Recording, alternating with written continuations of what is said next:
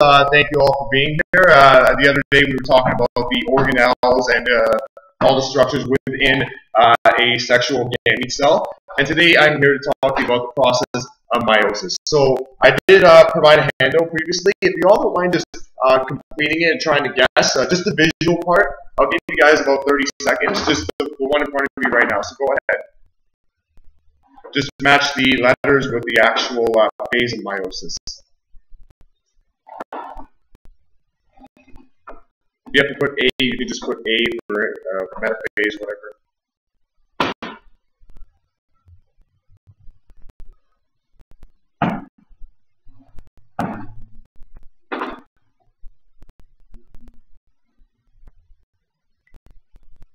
You guys about 20 more, 10 more seconds.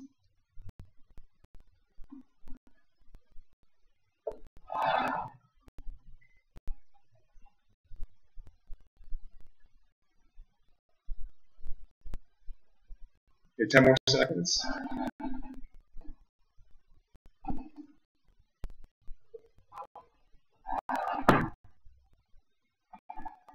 Okay, pencils down, if you don't mind. Thank you, appreciate it.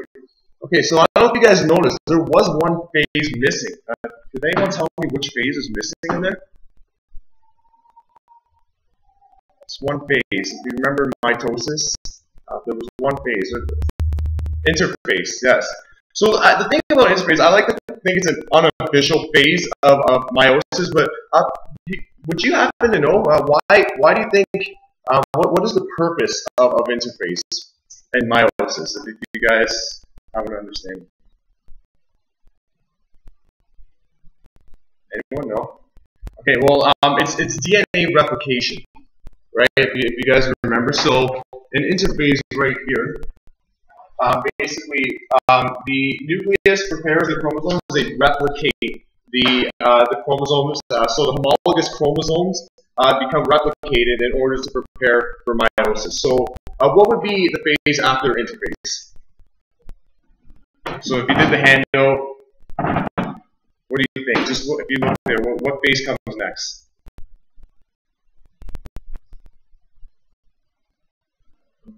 Prophase, yes, prophase 1. So I will explain. In prophase 1, as you can see right here, all of the homologous chromosomes are paired up. And what's happening in prophase 1 is it's crossing over. So the chiasmata is the crossing over site, and what's happening is the non-sister chromatids are exchanging information. So what's happening there is the genetic information is being exchanged between the non-sister chromatids. And you can also see here the spindle is starting to prepare, and the centromeres are moving to the opposite ends of the pole to prepare for the division of the diploid cell that started. And the tetrad is just a pair of homologous chromosomes. So why would you think that crossing over is necessary during this phase? And what's so unique about crossing over? What they think about? What is unique? When we're crossing over genetic information, what could that lead to? John? Exactly. Yes. And so every offspring may be different. So every gamete that goes from a diploid to a haploid, it's going to all be very uniquely different because we're exchanging random genetic information that occurs at the chiasmata right here. So what is the next phase that comes after prophase 1? Metaphase, yes, exactly. So what's happening in metaphase 1 right here is that all of the pairs of homologous chromosomes are meeting up at the metaphase plate. And then the centromeres release the spindle, which attaches to the centromere, which is the center of the chromosome where the sister chromatids are the closest binded together. So that's what's going on here, and the microtubules, they attach to the centromeres and get ready to separate the homologous chromosomes.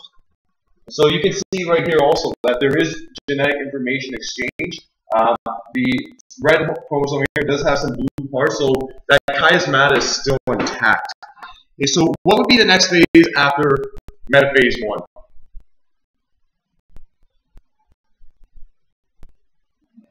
Anaphase, that's it. Anaphase 1. So what's happening here in anaphase 1 is that the sister chromatids of the homologous chromosome are still remaining attached. But what's happening here is that the spindle is splitting up the pairs of homologous chromosomes. So that's what's going on here. And as you can see now, since the genetic information that was exchanged is now split apart, we have officially have different mixtures of genetic information that's going to be processed in each haploid cell that will follow into which phase? What's the next one? Telophase, yes. And what is the main goal achieved in telophase? Does anyone have an understanding? So I'll put the picture up here. What do people know about telophase? Replication, yes. So now we have two haploid cells of homologous chromosomes in each. Right? So we mixed it up, it's all been mixed up, and you can see right here the cleavage furrow. What that happens, it promotes cytokinesis. So for the haploid cell, the two haploid cells that are being created, the cleavage furrow is basically going to complete those two cells in cytokinesis, which is the creation of cytoplasm to achieve the overall cell. Okay, so I'm going to ask you guys, since we all know meiosis 1, that's the first place, we're going to go on to meiosis 2. So I'm going to get each group member to come up and put out at least one. So what would be the next one? What would be the next the next phase? Meiosis 2. This is where we're splitting these haploid now into 4 daughter cells. Phase 2. Yes, Monica, come up and please put that up, please. We'll give you this right here. Thank you. If you don't mind just putting it right here. Okay, so I don't know if you guys noticed, but there's no interphase 2. And I just need to ask, why is there no interphase 2? Why would there be no interphase 2?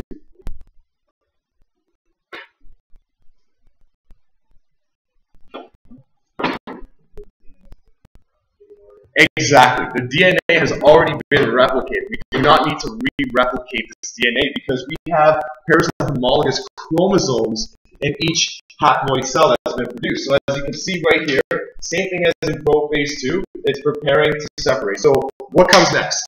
What phase comes next?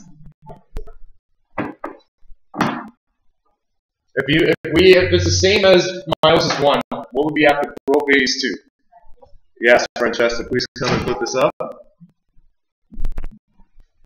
And so the same thing as metaphase 1, but the only difference is now, as you can see, the sister chromatids are not genetically identical because of that crossing over that occurred in phase 1. So every sister chromatid that's going to move to the opposite end, it's going to be genetically different because of that exchange information. So after metaphase 2, which comes next? Exactly. Harney, please come up and insert that. Thank you very much.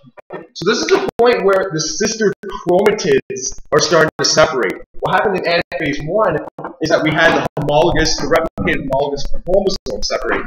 What's happening here is that the spindles attached to the centromere and split up those sister chromatids. And as you can see right here, there's different genetic information being sent to each cell. And this is happening twice for the 2 haploid cells that were created in telophase 1. And then finally, what would be the final phase?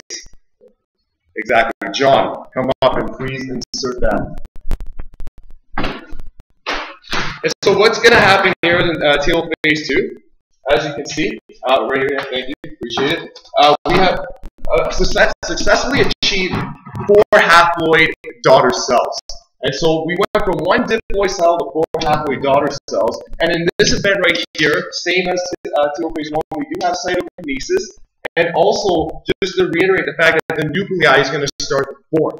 It's going to start to form because we have achieved the 23 haploid or 23 sister chromatids for each haploid daughter cell. So this is the overall phase of meiosis. So hopefully these visuals provide a good understanding. And for homework, if you guys don't mind completing the other end of the handout, okay, since we all have a better understanding of how meiosis works now, hopefully that's not a problem for you.